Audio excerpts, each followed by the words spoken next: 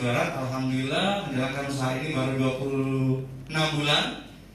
Dan dari usaha ini Wasilah PTBS, alhamdulillah saya diberi reward yang luar biasa. 8 motor cash, 9 mobilio cash, 2 Pajero cash, dan 2 rumah luxury senilai 1 miliar. Ya. Dan hari ini luar biasanya, karena kita akan belajar satu produk yang menjadi unggulan kita saat ini yang lagi viral-viralnya, dan sengaja kami datangkan konsultan langsungnya untuk kita benar-benar mempelajari secara detail. Karena luar biasa Bapak Ibu, kita paham bahwa selama ini di masyarakat itu yang namanya pupuk itu sangat dibutuhkan. Bisa kita bilang bahwa uang bergulir di masyarakat untuk membeli pupuk itu miliaran bahkan triliunan rupiah. Sepakat Bapak Ibu? Nah, dan hari ini kesempatan kita untuk belajar bagaimana cara merubah mindset petani Indonesia. Mereka membutuhkan pupuk, membeli pupuk, tapi mereka bisa mendapatkan hasil maksimal bahkan miliaran rupiah dari pembelian pupuknya. Bisa dipaham gitu Bapak Ibu ya?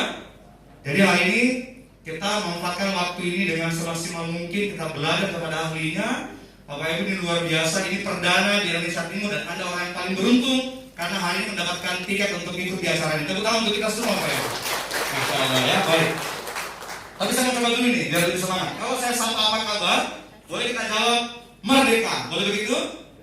Tangannya bisa merdeka Bapak Ibu. Ya ini masih pagi-pagi, kita harus semangat Bapak Ibu ya. Karena yang membedakan kita dengan orang di luar sana itu semangatnya. Kita datang di sini jangan sia-siakan, kita harus semangat di sini. Karena kita harus bisa mengambil semua ilmu dari beliau. Boleh Bapak Ibu? Apa kabar? Masih ada yang tidak semangat Bapak Ibu? Kayaknya nggak sah saya mulai acara ini kalau tidak semangat. Boleh kita mohon izin ya Bapak Ibu dari belakang. Saya sementara ini saya buka. Kalau kita menjadi pengguna pupuk, lalu kita mengajak masyarakat petani untuk menjadi pengguna pupuk organik ini, lalu tiba-tiba dalam 8 bulan dikasih Pajero cash, mau? Harus lebih semangat. Apa kabar? Luar biasa, tepuk tangan untuk kita Bapak Ibu semua ya.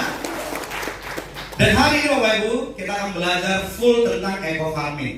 Jadi seharian ini mulai dari jam 9 pas kita akan masuk di materi sampai dengan jam 5 sore sebentar, dan langsung diantarkan oleh konsultan eco farming pada PTBS yang luar biasa. Kita beri aplaus yang luar biasa kepada Bapak Haji Munir bersama dengan Ibu Indrianti. Boleh berdiri Bapak Ibu.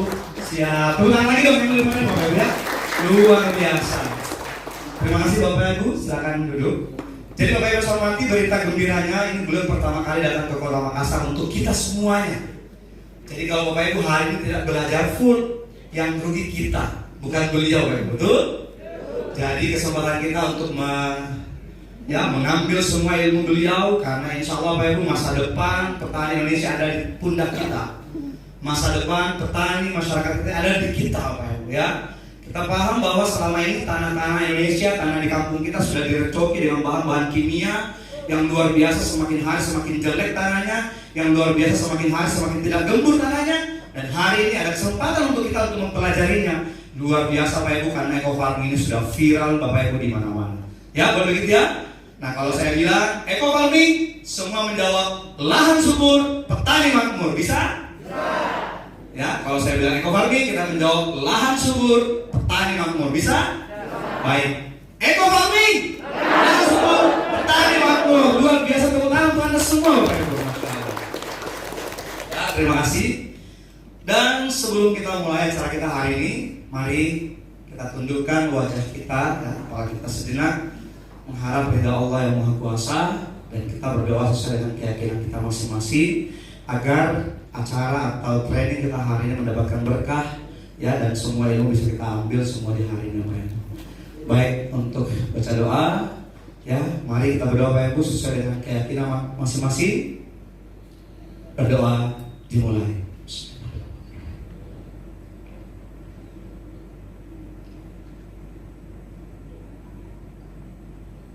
Amin Allahumma amin. Doa selesai Bapak. Ya, terima kasih.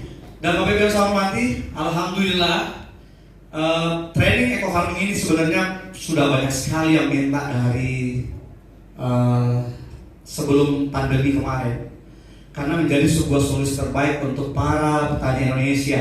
Dan luar biasanya Bapak Ibu, sebelum training pun ya, eco farming ini sudah booming di kota kita di Makassar. Omsetnya luar biasa Bapak Ibu ya. Saya sendiri merasakan 6 bulan terakhir ini tiba-tiba menjadi penyuluh pertanian. Jadi mendarat menjadi sarjana pertanian. Bisa dibayangkan Bapak Ibu, saya tidak punya basic pertanian, tidak punya basic masalah pupuk dan segala macam, tidak mengerti yang namanya tanah.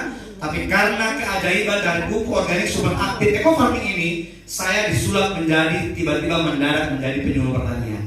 Dan hari ini Bapak Ibu, waktu saya belajar ya, insya Allah kita akan sama-sama belajar hari ini bersama dengan ahlinya. Yang luar biasa, beliau sengaja datang ke sini untuk kita semua, jadi tolong dimanfaatkan dengan maksimal waktu kita hari ini. Bapak Ibu ya, boleh kita berdiri? Boleh kita berdiri Bapak Ibu? Ya, kita akan sambut beliau ya, sambil rileks karena saya nggak mau melihat Anda tidak semangat mengikuti materi hari ini. Ini luar biasa Bapak Ibu. Beliau sengaja datang ke Kota Makassar untuk kita semua hari ini belajar full tentang eco farming. Bapak Ibu yang saya hormati, kita sambut dengan meriah Bapak Haji Mamunir. Yes.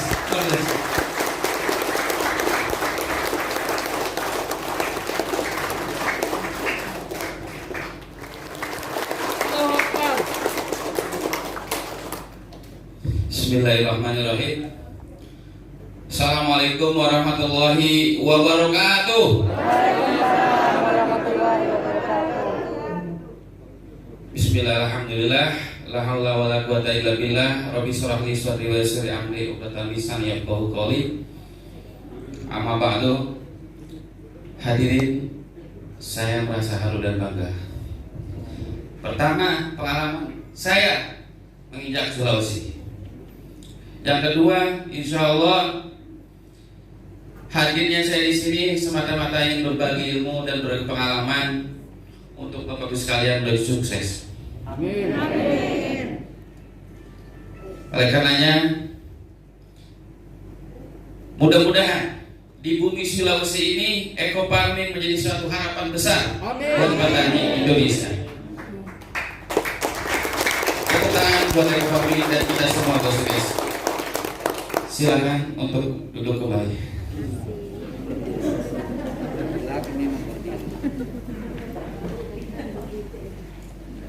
Saya mohon izin untuk membuka ini ya, karena memang agak bicaranya kan.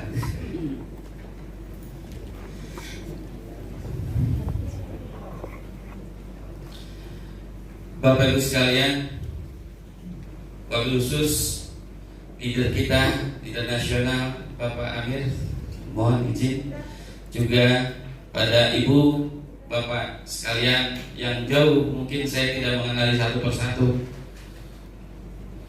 khususnya di Kota Makassar ini. Kita semua insya Allah hari ini kita belajar tentang apa itu pertanian, apa itu eco farming, apa saja yang dilakukan, apa saja yang dipersiapkan. Bapak Ibu sekalian, sebelum dimulai saya mau tanya, tadi Pak Masir pertanyakan ini yang member dan bukan member kan? Ya. Sekarang ada nggak petani di sini? Berapa orang itu Bapak yang tahu? Yang merasa petani? Petani ya? Ya. 1, 2, 3, 4, 5, 6, 7, 8, 9, 10, 11, 12 ya. Lumayan. Ini kurang lebih 20% lah ya petani. Yang pengusaha tani? Pengusaha tani juga. Nah, ada berapa orang nih? Sedikit ya. Nah, bingung kan? Definisinya aja bingung, mana pengusaha tani, mana petani kan? Ya, ingat Pak, kalau petani itu, mohon maaf ya, biasanya petani itu bertanam, panen selesai. Tapi kalau pengusaha tani itu mulai dari bagaimana kita dapat pupuknya, harus harganya berapa supaya minimal dalam produksinya, terus hasilnya mau dijual kemana. Yang jelas pengusaha tani itu bermentalkan pengusaha, Bapak Ibu sekalian. Mungkin di sini semua juga termasuk pengusaha tani, betul nggak? Karena bapak-bapak dan ibu di sini memasarkan sarana pertanian, yaitu eco farming. Jadi kalau tanya pengusaha tani, aku semua saya pengusaha tani, karena saya menawarkan pupuk alternatif yang sangat luar biasa ke petani, betul? Saya ulang lagi.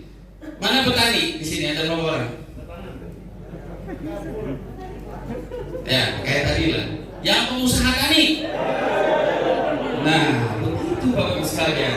Jadi pengusaha tani ini orang yang memang bekerja atau orang yang memang berkaitan dengan dunia pertanian, mulai dari pupuk, mulai dari obat-obatan, mulai dari sarana, alat dan sebagainya. yang tujuannya pembedanya antara petani dengan pengusaha tani bermentalkan bisnis dan tidak hanya menyerah dengan hanya hasil sekian ton saja. Kalau pengusaha tani dia harus bagaimana memikirkan usahanya bisa maksimal. Kalau perlu 1 hektar bisa 50 ton, Pak. Mungkin Bapak mentertawakan hari ini, tapi suatu saat itu terjadi, Pak.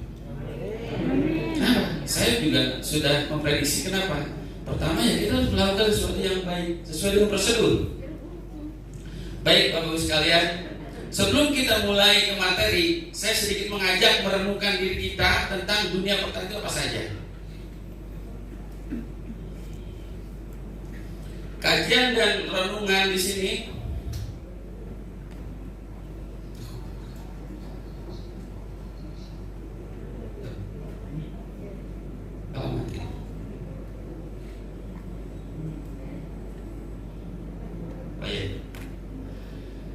Bapak Ibu sekalian, Allah Subhanahu wa Ta'ala yang sudah mengatur dunia ini, menciptakan bumi, langit dan seisinya, ya termasuk kita di dalamnya. Itu sudah jauh sebelumnya diperhitungkan, dan di sana ada sebuah standarisasi, normalisasi ataupun keseimbangan di alam ini. Ada laut, ada daratan, ada udara, ada air, ada tanah, yang semuanya diatur sama Allah Subhanahu wa Ta'ala. Dan keseimbangan ini akan terus mencapai titik kestabilan yang paling hakiki. Ingat, ketika ada sesuatu yang kurang, ketika ada sesuatu yang terganggu, maka alam akan melakukan normalisasi secara alamiah. Semata-mata Allah yang telah memberikan sebuah pembelajaran buat kita semua. Kita mendengar bencana-bencana yang ada di pertanian, betul? Mungkin tanpa sadar kita yang melakukannya. Karena Allah dalam hal ini menciptakan manusia sebagai khalifah di muka bumi ini untuk mengatur semuanya semata-mata kehendak Allah. Dan kita harus belajar dari alam, dan kita harus banyak peduli padanya. Bisa dibayangkan Bapak sekalian, petani itu biasanya untuk tanamannya saja, betul atau tidak? Tidak pernah melakukan pemupukan di tanah, karena tanah terus akan diperas, tapi tidak pernah mempedulikan di sana. Makanya ada bahasa energi itu nggak pernah hilang, tapi energi itu hanya berubah bentuk. Contoh Bapak sekalian, hujan itu berasal dari mana? Kalau secara hakikat dari Allah, tapi dari air laut yang diuapkan langsung diturunkan hujan. Betapa sempurnanya Allah telah mengatur. Begitupun setelah diturunkan meresap ke tanah dan lari lagi ke laut, betul tidak? Cuman inilah proses yang ada. Cuman beginilah kita harus, bagaimana kita melakukan. Stabilitas ini harus kita sepakati, bahwa bertani itu kita harus selain optimal, biayanya minimal, hasil maksimal, dan jangan lupa lingkungan juga harus ramah, agar tidak membahayakan anak cucu kita nanti. Betul gak Pak?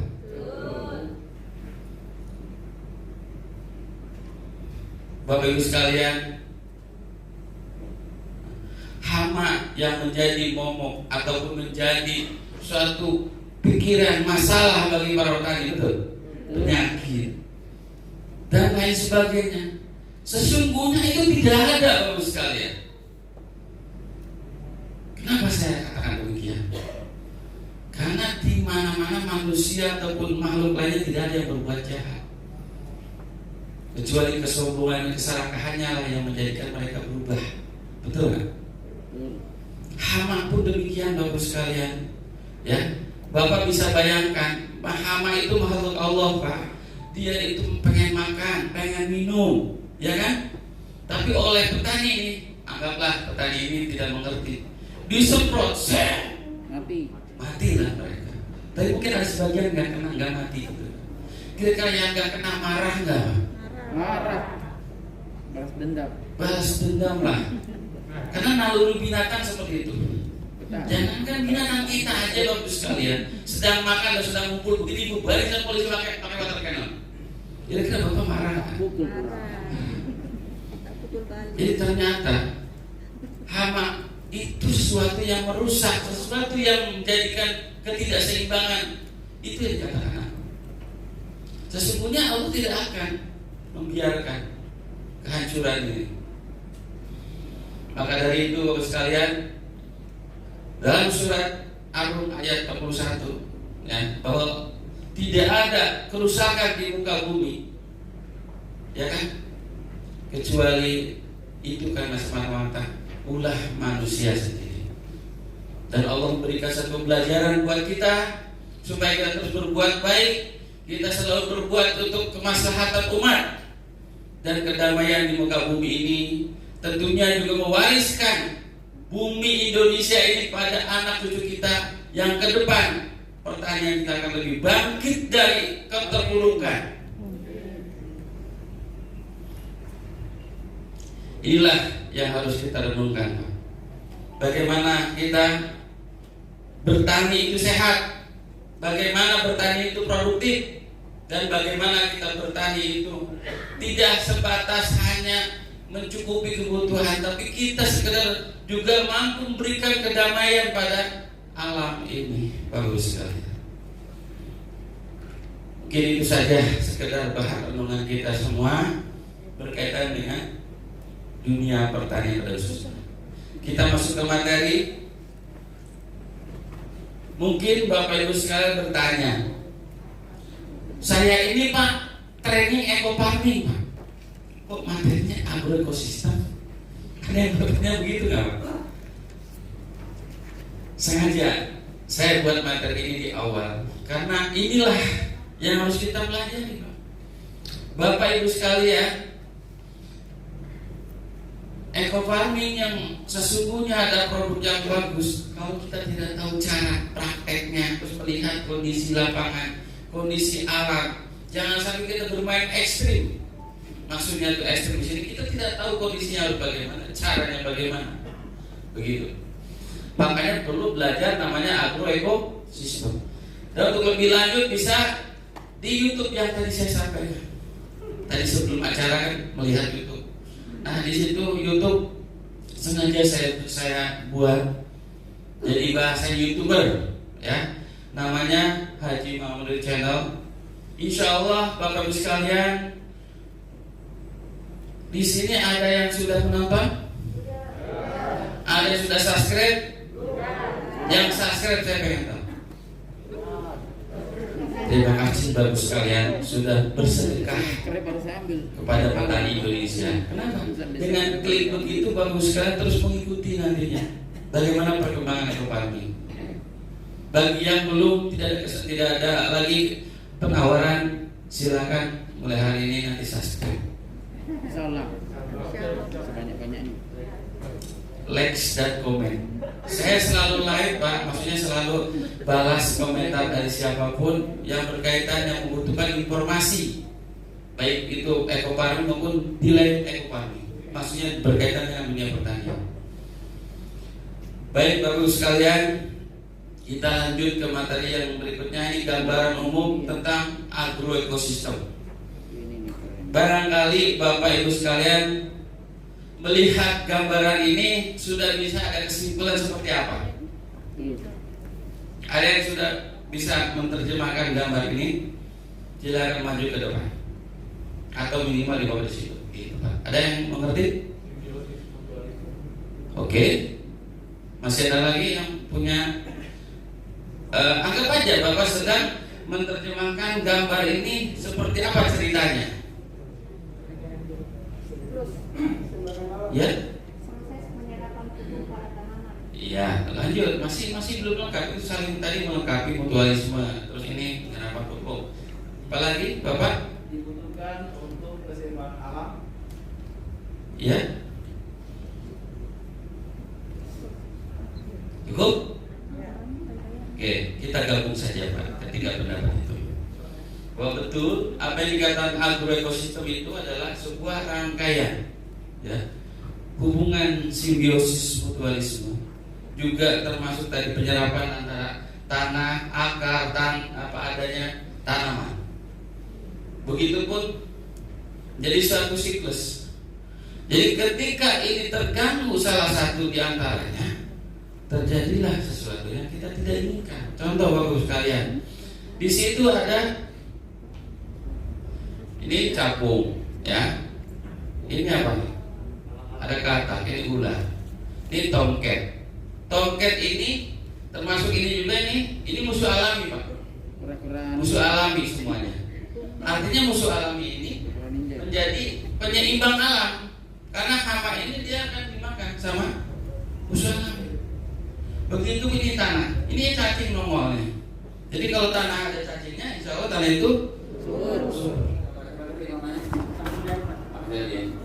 Jadi begini Pak, untuk berkaitan dengan penggunaan pupuk kimia, ya, yang tadi Bapak tanyakan kenapa mesti 20%, nggak aja murni misalnya nggak usah pakai, ya. Sebetulnya inilah di tantangan kita. Ini kan bahasanya negosiasi kalau proses. Karena orang kalau langsung dilepas itu dia akan kaget, ya.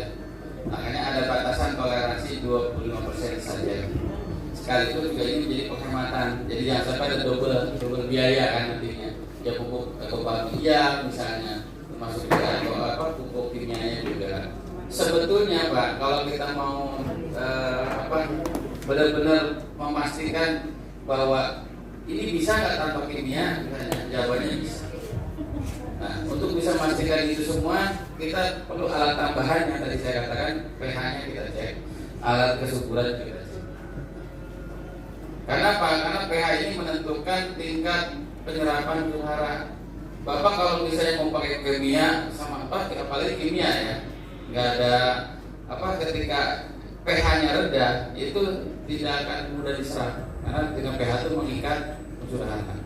Nah bedanya kalau ekofarming ya, tanpa kimia pun bisa jalan. Kenapa? Karena pH-nya itu udah normal Pak. Tapi kalau pH-nya kimia itu cenderung asam. Jadi terus keduanya, jawaban yang tadi pertama 20% itu Pak, itu batas yang sudah pernah diuji ya. Ada yang 25, ada yang 50%, ada yang 30%, bahkan yang 0% yang ada di saya itu hasilnya sama. Ya. Jadi artinya kalau sama saja ngapain pakai kimia kan gitu. Nah, terus penambahannya apakah murni dengan ekofarming atau tambahan lain? Kan begitu Pak. Nah, untuk organik tadi saya sampaikan, untuk pengolahan tanah itu mesti ada penambahan bahan organik.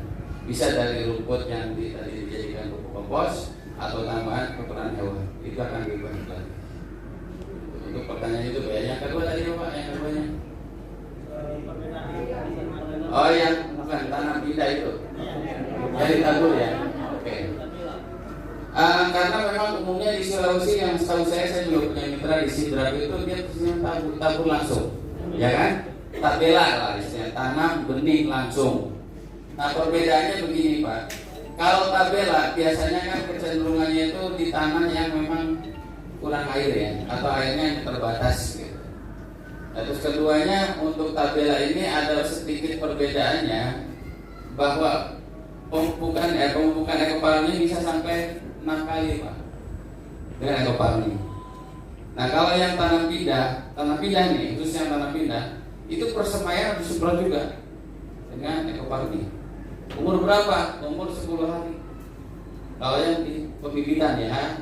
Bahkan untuk perendaman benih mau sim tabela atau sim tanam pindah, perendaman benih gunakan larutan ekofarming. Jadi sempat saya nggak sampai tidak, tapi karena ditanyakan jadi ingat ke sana. Jadi ketika kita mau merendam benih, larutannya itu pakai larutan ekofarming. Ukurannya iya larutan biasa. Jadi kalau misalnya air rendamannya 10 liter ya, berarti ekofarmingnya sekitar 100 ml. Gitu Pak. Itu berlaku untuk yang mau tanam pindah atau tebar langsung. Tetap aja harus direndam dulu supaya perakarannya lebih cepat tumbuh. Dan kalau perakaran sudah tumbuh jangan nunggu sampai panjang 1 cm. Saya hadir Pak. Boleh? Tepuk tangan dulu dong. Ya, luar biasa. semoga berbicara tentang orang ya. Oke, siap. Baik, terima kasih banyak. Apa kabar? Merdeka. Baik, terima kasih banyak. Nama saya Pak Iqbal, dikenal di media Bang Haji. Ya, saya tidak berlama-lama karena waktunya ini kan bercerita. Saya juga mengajar di Adidaya. Jadi kenapa kemarin kita kenapa kemarin kami di Kabupaten Indrekang ya tiba-tiba berubah, tadinya pengurus umroh berubah menjadi PPL. Ini gara-gara kemarin di Pak Haji ya. Saya ditanya, Pak Haji sarjana apa? Saya bilang saya juga insinyur, tapi insinyur mesin. Loh, apa kaitannya Koparmi? Nah, rahasia kami, khususnya tim Halilintar, kami tidak berdebat, Pak Dokter. Ya, Pak Haji, kami tidak berdebat. Saya gali apa permasalahannya, dan yang paling saya gali adalah saya tanya sudah berapa lama dia jadi petani. Dari tahun ke tahun, puluhan tahun jadi petani, sampai turun temurun ke cucunya, apa yang didapatkan dari petani? Itu yang pertama. Kemudian kami selalu menggali apa permasalahan sesungguhnya petani curhat bahasanya. Nah, dari situlah kami tahu bahwa salah satu testimoni di Kabupaten Indrekang ada tamu tak diundang di tim kami. Ya, kami ada acara panen raya petani bawang. Tiba-tiba ada satu katakan mengaku, Pak Haji, saya ini sudah puluhan tahun tanam bawang merah. Rata-rata kalau nanamnya biasanya dia menanam sekitar 300 kilo bawang merah bibit. Dia paling tinggi Pak Haji, ini dalam kondisi normal, paling tinggi bisa mendapat 4 ton. Nah terus apa hubungannya dengan kami Pak? Lah itu yang pupuk eco-racing, bukan eco-racing Pak, eco-farming. Ya. Nah itu adik saya pakai, itu pun salah caranya Bu. Ini Pak Haji tidak dari dasar. Dia kena antara percaya dan tidak, lalu dia coba-coba. Apa yang terjadi? Hasil coba-coba saja berubah dari 300 kilo bibit yang biasanya hanya 4 ton mendapatkan 7 ton yang terjual. Belum dihitung yang tidak dijual. Jadi saya bilang sisanya tidak dijual, boleh dibagi-bagi. Alhamdulillah ini tim saya, tim Halilintar, pulang dari mereka semuanya bawa bawang merah. Saya kan tak cuma dibagi. Tapi intinya ini saya berbagi kepada teman-teman semua, calon-calon insinyur pertanian eco-farming. Ya, tapi kalau PPL yang betul tadi pura-pura lewat, ini boleh berteman, boleh tidak berteman. Karena kami juga korban PPL Pak. Mohon maaf jangan ada tersinggung. PPL itu tidak semuanya berpihak kepada petani, tapi berpihak kepada dirinya karena adanya tanda kutip ada perusahaan produk formulator yang turun ke lapangan. Jadi tolong jangan terlalu open. Pada saat ada nanti demplok, jangan diumumkan dulu Pak. Kami sudah alami, kami sudah korban. Dianggap gagal karena ada tanda kutip dia memberikan penambahan di luar yang seharusnya, bahkan bertentangan dengan eco-farming. Ya, ini Pak Haji, eco-farming kami diisi dengan kencing sapi. Ya, akhirnya dianggap gagal. Jadi untuk mendapatkan hasil dari eco-farming harus betul-betul kita kuasai, harus kuasai kandungannya dan mampu meyakinkan petani bahwa kita juga insinyur pertanian. Lahir dari eco-farming. Alhamdulillah kemarin 2 kecamatan seluruhnya ada penyuluh mulai kecamatan camatnya, Pak Lurahnya, saya berbicara di depan seolah-olah insinyur pertanian. Karena kenapa? Mampu meyakinkan bahwa dengan pola pikir masa lalu, pola kerja masa lalu dirubah dengan kehadiran eco-farming, pola pikir masa kini, pola kerja masa kini bisa menghasilkan 2 kali lipat. Nah ini yang memang perlu diterapkan lebih banyak. Mungkin itu saya bisa berbagi bahwa alhamdulillah setiap kami masuk di lapangan, respon masyarakat petani sudah oke eco-farming. Terima kasih. Mantap. Dahsyat luar biasa ya Kak. Jadi memang benar sekali Bapak Ibu semua. 6 bulan terakhir ini kami juga tiba-tiba langsung disulap menjadi sarjana pertanian atau penyuluh. Bapak Ibu.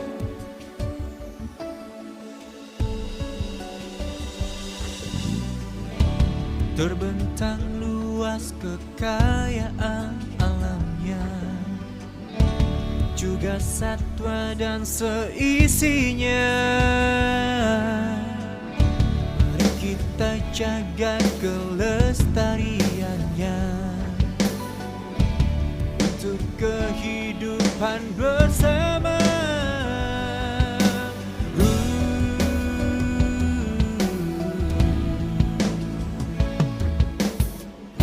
Kini para petani layak bahagia, nah hasil kebunnya melimpah, dan penghijauan di mana-mana. Sudah layaknya kita bersyukur saja. Terima kasih sudah menonton video YouTube saya, Haji Mak Munir Channel. Jangan lupa like, komen, share, and subscribe ya. Dan aktifkan juga lonceng notifikasinya supaya tidak ketinggalan video selanjutnya, agar video ini terus berkembang dan bermanfaat. Salam petani cerdas, eco farming, lahan subur, petani makmur.